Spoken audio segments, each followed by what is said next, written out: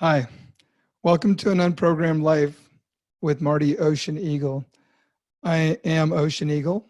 Well, it's not what I am, but Ocean Eagle is my spirit name that I go by. So you're welcome to, people know me as Marty. People know me as Marty Ocean Eagle. People know me as Ocean Eagle. People know me as OE, or people know me as Mo, Marty Ocean Eagle.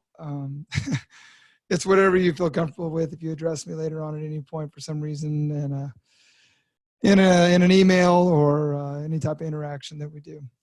So, what is an unprogrammed life? An unprogrammed life to me, um, it came to me because I realized as I've did so much work on my inner childhood wounding, everything in life that was guiding my thoughts, guiding my subconscious, and everything in my life, a subconscious thought that would guide my actions in relationships, that would guide my actions around work, that would guide my actions around how I related to friends and my children, and there was doing things that I didn't like, that things that never felt right within me.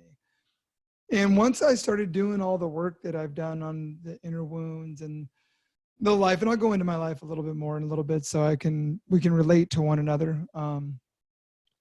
But once I realized that I started making deals and started making concessions and started absorbing other people's ideas and other people's, the generational wounding that was being passed down, I began to make deals at a very young age. And the programming begins right after we're babies, right? All of a sudden we have that beautiful bright light in our chest, and oh God, we control the world. We have everybody on our pinky, and we just move our pinky and everybody jumps. And then all of a sudden we start, doing things that the parents don't like, or people that are around us. And then they tell us what? They tell us no. And they start telling us no. And we start getting programmed. I ask people all the time these days, I said, do you have any original thoughts? And then after they look at me, so well, I think everything I think. I'm like, no. Do you have any thoughts where you can think of that you went out into, let's say, nature, and you went out and laid against a tree, and a thought came in, and all of a sudden you took that thought and you went and applied it into your life and turned it into wisdom for you, authentic, true wisdom that's all yours.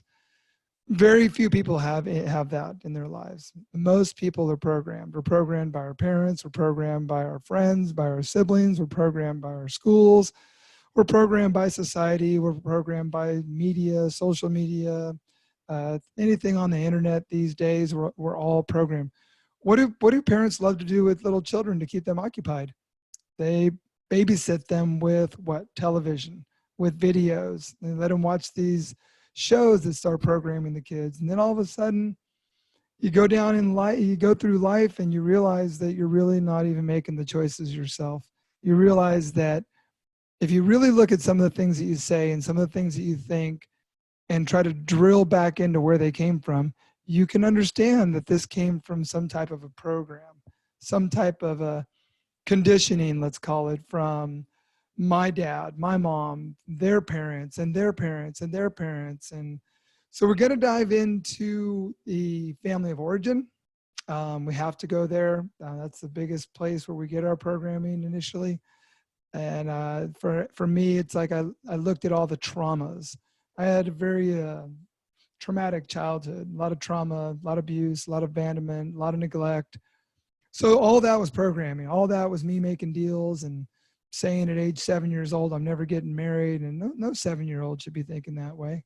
And all the other stuff that happened through my childhood, through my teenage years, and then all the personal wounding that I did to myself, all the other choices that I made. And throughout the course of these episodes and podcasts, we'll go into everything. And I want to start by qualifying, basically. Why do I feel like I have anything to say to you? Why do I feel like I've got anything that will make a difference in this world? Well, I don't know. All I have is my experience. I have my experience, my strength, and my hope. And I hope to share that with you so that we can build this level of trust, and you got, and whoever's watching this or feels like they are getting anything out of it, that we start to build a bond, and then we start to understand that it's in Alcoholics Anonymous. I've been sober 20 years, and I'll go into that. But in Alcoholics Anonymous, the thing that keeps people coming is when somebody tells their story. And all of a sudden, you can relate to these people. And all of a sudden, you don't feel alone anymore. Oh, that person drank like I did, or oh, that person felt like I did, or oh, that person, acted like I did. And then all of a sudden you start not feeling alone. You can kind of start becoming a part of instead of separated. And this is a world right now, just all people want to do is separate. That's all. We're all earthlings. We are all here on earth. We're all earthlings. And everybody wants separation. I'm Russian, I'm Chinese, I'm Hispanic, I'm Spanish, I'm French, I'm American, I'm Peruvian, I'm Brazilian. We all want to put a label on us and call them what? My people. Those are my people. We're all each other's people. We're all here on earth, spinning around on this blue ball in the middle of the cosmos, trying to figure this thing out. And the less we can separate one another and get back to that feeling of community where there's no ocean separating us, there's no borders separating us, and we understand that we're all one. We are all the same. And I'll go into that later on too. But what I really want to talk about right now is what happened with me. What got me to this point. I'm 51 years old. I've got 4 children, 14, 16, 22, and 24. The older boys are my stepsons, but I raised them for 14 years, and they're my children's half brothers. I'm still close with them. But I've had 3 failed marriages. I've been a member of the Mormon Church for 8 years in there. I know, don't judge. My version of a cult, but that's okay. It's all good. I don't judge anybody for what they do or what they believe in. It's everybody to their own. This is 7.5 billion people on the planet, and everybody gets to have their own perception. Everybody gets to have I don't have a pen in my hand that writes your story. You have the pen in your hand that writes your story. And if I start writing on your paper, I'm wrong. That's my fault. It's none of my business what you put down when you're writing your story, when you're living your life. So about me. So I was, at a very young age, the traumas and the abuse started happening with me. My dad, my mother were both alcoholics. My father was abusive emotionally.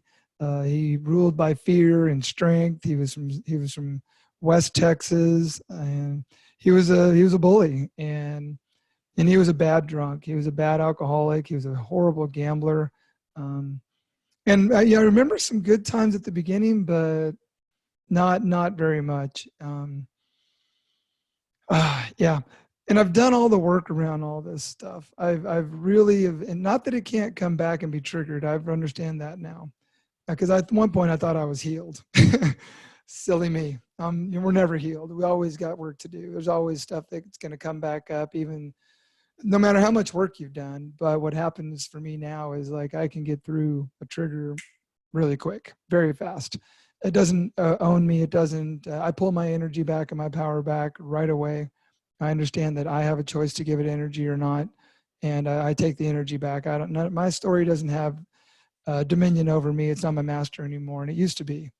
But my father was, like I said, very he's full of anger, full of rage. I remember, this is my major. I remember one time when I was 5 or 6 years old, and he came home and got in this horrible fight in the middle of the day, middle of the afternoon with my mom, and I remember being out in the front yard, and I heard the screams and the yells inside the house, and just and I remember the front door coming open, and I remember my dad having just handfuls of my mom's hair, dragging her, and she's on the ground trying to scoot herself along to keep up with him, and he's dragging her in the middle of our neighborhood, embarrassed, shame, hit you, all that stuff. And what really happens is soul loss. A 6-year-old boy can't handle a scene like that. So part of your soul, for me, my perception is that part of my soul had to detach and go away. And that's when I started losing my essence and my childlike qualities and the pureness that I was born with. And then the programming starts kicking in, and I start making agreements with life and what I'm going to do and not going to do, and the choices that I made. And it's all starting to be made on a subconscious level now at a very young age. I don't remember how that scene ended. I remember Dad dragged her across the front yard and tried to shove her in the car, and he was yelling at her. I don't remember what the whole thing was about. Um, but I remember they were separated after that. And my brother was very abusive to me at a very young age. He was on Ritalin at a very young age. He was ADHD, whatever else he had going on, a lot of stuff that my brother had going on. And he was abusive to all the cousins too. It wasn't just me. He was abusive to everybody. But it wasn't his fault. You know, I understand now. But it took me I'll go into my brother later on. But when my dad, my mom and my dad, I guess they were separated. I was 7, my brother was 8. And, you know, not that my story's, you know, greater than or less than anybody else. This is my story. This is what happened for me. And I remember my dad called on a Saturday morning, and my dad wanted to come over and see my mom. And he wanted to talk to her, he said. So he came over. My mom agreed to let him come over. And he came over, and he told my brother and I to go stay in the other room or go play or something. He was going to talk to Mom in the bedroom. And the next thing I know is I hear these horrific, horrible screams that you never want to hear from a parent, much less your mother. And he hadn't locked the door. And my brother and I go in to see what the hell is going on. And I don't remember a lot of things about that age. You know, so much is blocked, you know, because of the traumas. But I can tell you the color of the carpet in the house. I could tell you the smell in that house that day. I could tell you that my mother's nightgown was green and it was laying on the ground, ripped into 2 pieces. And then my dad was naked on top of her on the bed, and he was brutally beating her and raping her viciously in front of us. And my mom, I remember her looking at us and trying to protect us and screaming at us to, boys, just go out of the room. Everything's going to be okay. Everything's going to be okay. I remember my dad looking at us with this rage in his eye. I remember him balling his fist up. And I remember him looking at my mom, telling her to shut the F up, right? And just crushing her across the jaw. And I remember I can hear the crack still when he broke her jaw. And you know, that's something you just don't ever, a 7-year-old boy can't handle, you know. But my dad got off of her and came yelling at us and screaming. He's naked, you know, he's got an erection, you know, and he's yelling at us and pushing us out of the room and, you know, pushes us out and he locks the door. And then he goes back to raping her more. And I'm left banging on the outside of the door, you know, I'm just banging on it. Please, Dad, stop. Please, Dad, stop. And I think my brother had gone maybe next door to call the police or have the neighbors call the police. I'm not sure. But the next thing I remember is all 4 of us standing in the kitchen. And I remember us standing there. And I remember the crazy look in my father's eye. And him just telling us that we just don't understand. That we just don't understand.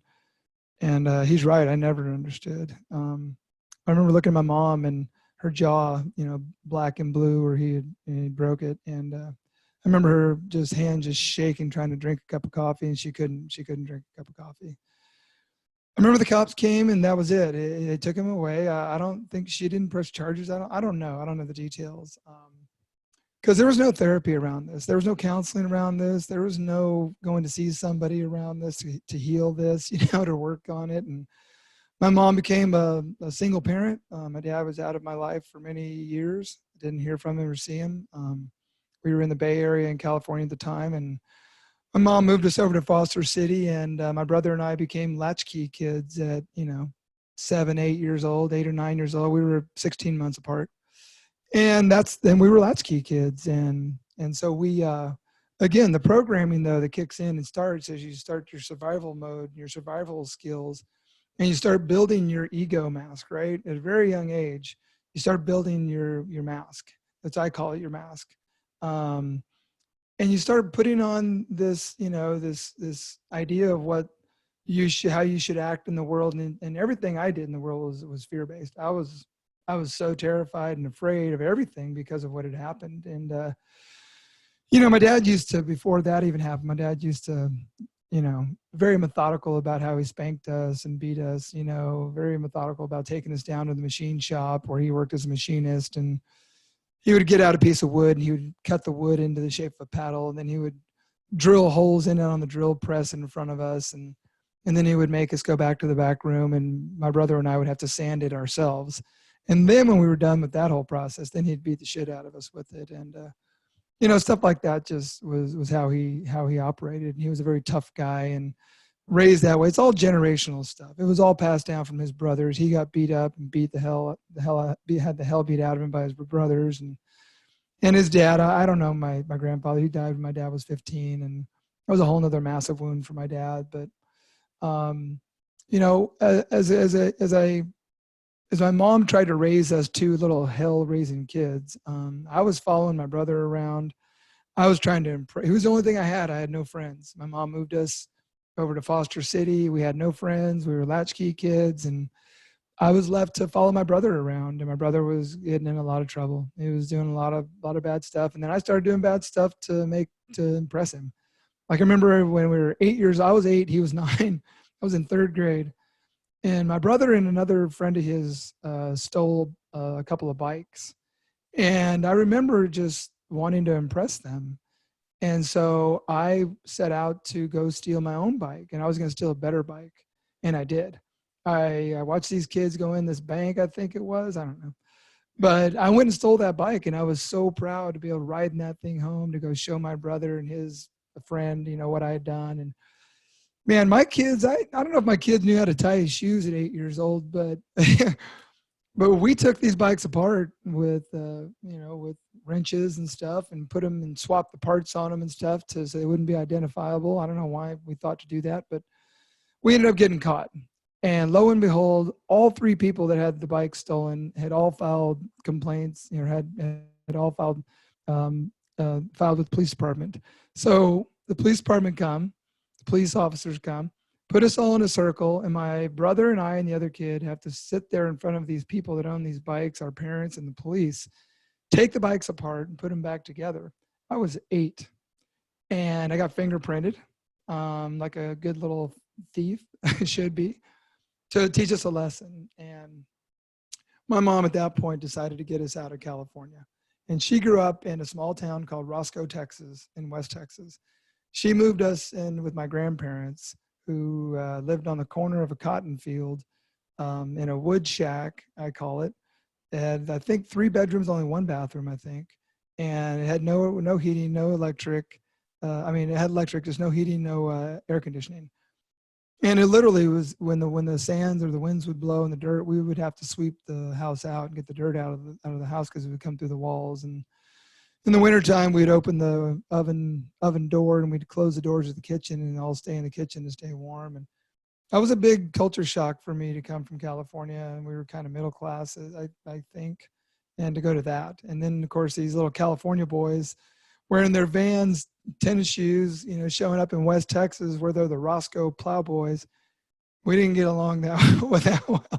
And my brother was a fighter. He loved to fight, man, and he was in fights all the time, always getting in trouble. And my mom, again, started working. She was an alcoholic, like I said. She was a heavy drinker. And you can imagine after what she went through with my father, how much she had that she felt she needed to numb out.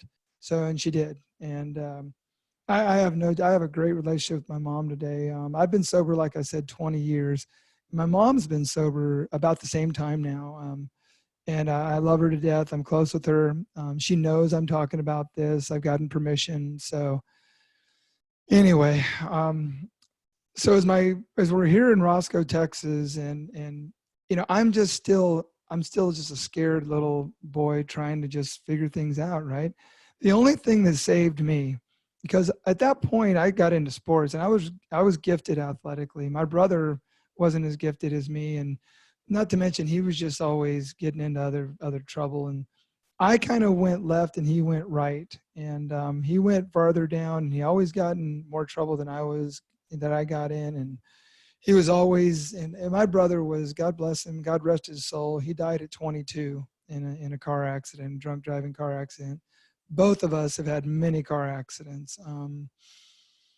Growing up, my mom ended up marrying my stepdad, Earl, and Earl owned a bar called Uncle Funky's in Sweetwater, Texas, just down the road from Roscoe. And but before that, mom had moved us to San Angelo, Newtown. Moving was a huge. I went to 11 schools in 12 years. My mom moved away, moved me all the time, and she got in with my stepdad, and they started moving a lot. And they spent their nights at the bar. They would leave us. I was alone a lot again. That was the theme. You know, I was left to raise myself and make my own food very often, and my brother was just kept getting in trouble and more and more and more trouble. And you know, I could sit here and tell you the whole story, but you know, there was my mom and stepdad moved and left me twice. Once in the end of sixth grade. I had about a month and a half of sixth grade left, and they moved 110 miles away and left me with a friend of mine and his mom because they were off chasing some pipe dream, which they tended to do. And so I finished sixth grade without my mom there and moved away after sixth grade to go join them. And then we only lasted there 6 months. They moved us back and moving all the dang time, chasing dreams of theirs. And, you know, as I look back now, it turned me into kind of a chameleon. I was able to fit in quickly because I had to if I wanted to make friends, right? Because I moved so much. And then later on, and we got back to Sweetwater, Texas, and I had just taken the Sweetwater. I was a really gifted quarterback. I had a really strong arm, and that's not an ego thing. It was just what I came with. And but I took the junior varsity team to a 10-0 season, and I got called up to varsity to go to the playoffs. And this was a big 4A school in Texas, number one probably 4A school at that time in Texas, and I was in line to be the quarterback the next few years coming up. And I got called up to varsity, got taken to the playoffs with them, and my mom and my stepdad moved. They moved 100 miles away to San Angelo, and got rid of the house we were in. And I told them I didn't want to go, and I stayed with my grandparents who were in a little shack, a little 2-bedroom, 1-bathroom shack house there, and I stayed with them. And I had a little bed that was shut off by a curtain, and I didn't want to go. I loved playing football at Sweetwater. I wanted to stay there. But as the playoffs went, I had a lot of anger and a lot of rage, as you could imagine, going through all I went through. And I started drinking, and then 14, 15 years old, I'm drinking. I'm full on drinking all the time. I'm straight up blackout drinker. Started drinking with my friends in Sweetwater. We do keg parties, and the drinking was on. It was anything I could do to numb out and not feel is what I wanted to do. And I remember that we would get big leads in the playoffs, and they weren't putting me in the game, and that was okay. But then my mom and my stepdad were going to come to a game, and I remember going to the quarterback coach and telling him how important, you know, God, if we get a big lead, you have to put me in. My mom and my stepdad are going to be here, you know. And nobody ever went to my baseball games and my football games, and so anyway, we got a big lead, and they didn't put me in, and I had so much anger and so much rage that my default choice was to run. And I went to the parking lot and told my mom and stepdad, "F these guys, I'm leaving. I'm coming to San Angelo with you guys." And you know, that team ended up going to the Cotton Bowl and playing for the state championship. And the week before they went to the state championship, both quarterbacks went down. I would have been the quarterback. I called the coach. There was no way to come back. I'd already transferred schools. So another abandonment, another thing that, you know, that I used as an excuse for my poor decisions later in life, you know, poor me's, victims, you know. I remember and I've only got a little bit here. I want to go over. I remember when my dad came back into my life. I was living in Texas, and my mom, don't know why, decided that it was okay to put me and my brother on a plane to go see him for 2 weeks in the summer. I hadn't heard from him or seen him since he had beaten and raped my mother in front of me. And I think I was 10 or 11 years old. I don't remember going to the airport. I don't remember getting on that plane. I don't remember getting off the plane. I don't remember what my dad looked like when I got off the plane. I can't imagine how horrified I was knowing that I was going to see that man and with no supervision. And it was a train wreck when I got there. I remember my dad was sleeping on a mattress in an apartment with some other guy, and he didn't take any time off work. And my brother and I were just hanging out by ourselves during the day. And then at night, he was such an angry man. At night, he would put us in his van and he would drive us to the parking lot of the card rooms that he would love to gamble in and play cards all night. And he would threaten us and he said, "Stay in the van, don't leave." And he would lock us in the van all night. And he'd come out at 4, 5, 6 in the morning, stumbling drunk, lost all of his money, angry, yelling it out, taking it out on us, driving us home drunk, scared, just like it was just a mess. And our my visits with him would always be like that. They were always terrible. I never wanted to go. I never wanted to be with him. But I remember when my brother started getting in some really bad trouble. My brother was incarcerated a lot in his teenage years and early adult years. and but I remember he was in trouble out in California, and my dad and my mom and my stepdad decided to bail him out. And I was doing great in Sweetwater, Texas. I loved it. I was 15 years old. I loved it. And but they decided to send Matt back to Texas where I was living, and I hated that. I hated it so much that I decided to do a geographic, and I told my dad I wanted to come live with him if Matt was coming to be in Sweetwater. So I did. I went to Livermore, California. My dad had an apartment there with my stepmother, and that was a whole nother train wreck of a relation, 30-year nightmare. She was bipolar. They were both drunks. They were both gamblers, terrible gamblers. And they had horrible stuff that happened. Just I could tell you story after story that would you just shake your head at. And anyway, so I went out there and I lived out there, and I started drinking a lot, and it was my first.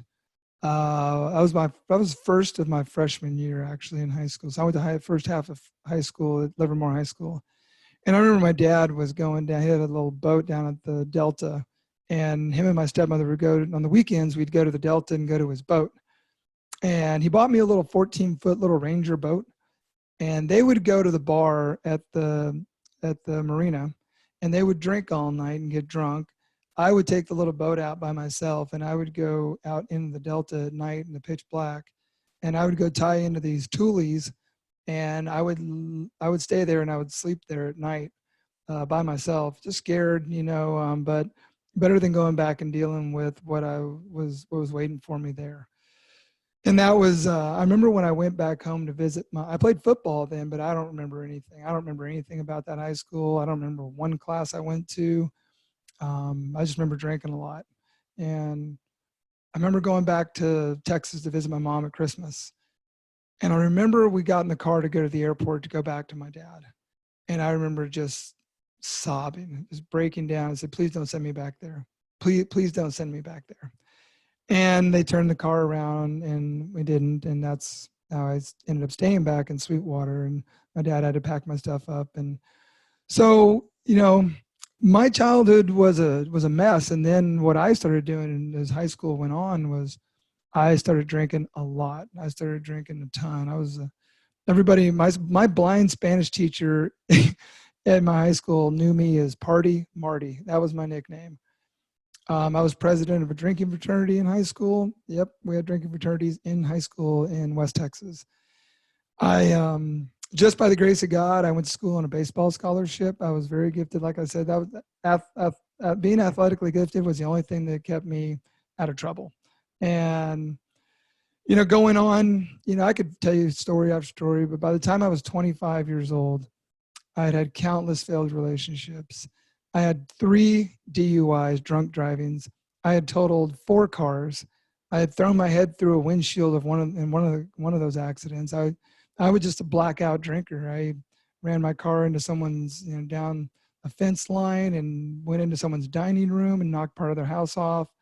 I had a car in a dead spin at 70 miles an hour. The trunk wrapped around a light pole. I slammed into the back of a parked Suburban while I was drunk one night and threw my head through the windshield of the car. That's where I got this little scar for those of you watching video on this one. I've been through it. I've been through a lot, and all that all that led to all this programming. I finally got sober at age 30. And that was over 20 years ago.